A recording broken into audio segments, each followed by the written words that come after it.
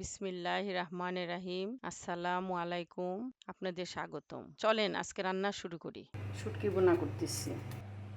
পানি দিলাম, একটু শুকনো মরিচ, রসুন, শুটকি একসাথে ব্লেন্ডার করব। পেঁয়াজ আর রসুন দিয়ে দিব। পেঁয়াজ কিছু উঠায় রাখবো। আর একটু তেল দিব। শুটকিটা ব্লেন্ডার করেছি। শুটকি, রসুন আর শুকনো মরিচ, বাঁশপাতা শুটকি, এটা দিয়ে দেব। লবণ দিব 1 চামচ। এই শুটকিতে কোনো মশলা দিব না, শুধু মরিচ, পেঁয়াজ আর রসুন। এখন পেস্টটা দিয়ে দেব। মাখা মাখা হচ্ছে, পেস্টটা দিয়ে দেবো। পেস্ট যে ভেজে রেখেছিলাম সেটা দিয়ে দেব।